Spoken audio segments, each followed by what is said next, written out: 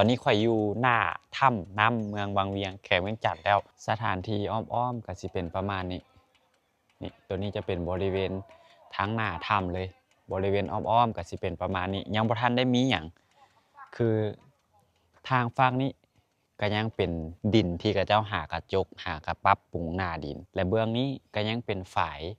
ที่เขาเจ้าจะเฮ็ดกักเก็บน้ำในอนาคตบ่อนนี้อาจจะกลายเป็นบ่อนลิ่นน้ำให้นักท่องเที่ยวเบื้องนี้ก็สิเป็นบ่อนเสื้อชูชีพแล้วก็กรงยาง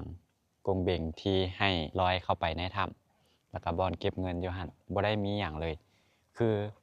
ข้ามมานี่ก็สิเป็นขวาเล็กแบบนี้ยังบ่ทันได้มีหยังละเอียดยังบ่ทันได้มีหยังเป็นที่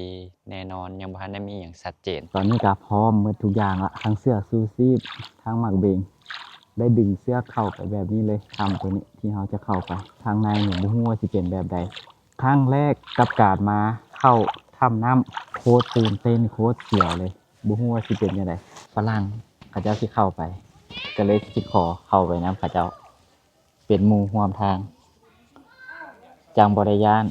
น้ำนี่โคตรเย็นเลยน้ำนะกำลังเข้าปากถ้ำแล้วตอนนี้โคตรมืดเลยจะเป็นหินไปแบบนี้เลยเจ้าเห็นปะเข้ามาในถ้ำแล้วได้จะเป็นหินไปแบบนี้เลยมืดแบบนี้เลยบ่ได้มีไฟบ่ได้มีอย่างเลย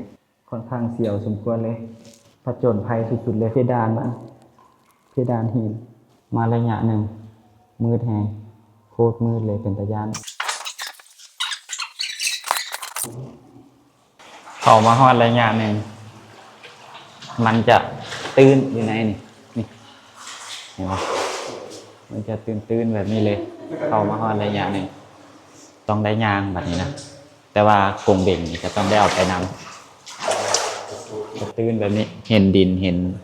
ต้องได้ยางเข้าไปอีกสิพยายามเก็บภาพให้มันได้หลายที่สุดเลยจะเป็นหินแบบนี้มีความสวยงามขนาดน้ำอยู่ในค่อนข้างไหลแห้งเลย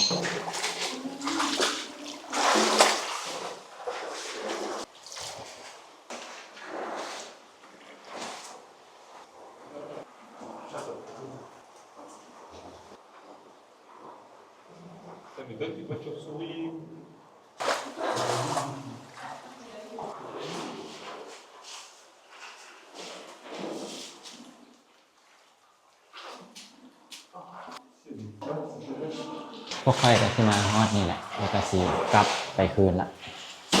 เพราะว่ามันยังมีทางไปต่ออยู่แต่ว่า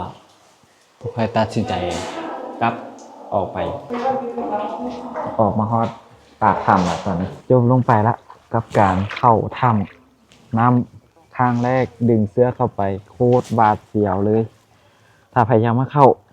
เดี๋ยวค่อยปักหมุดโลเคชั่นให้ประมาณชั่วโมงนึงห่างจากเมืองวังเวียงมาทางเมืองกาสีประมาณชั่วโมงนึงเด้อสถานที่ท่องเที่ยว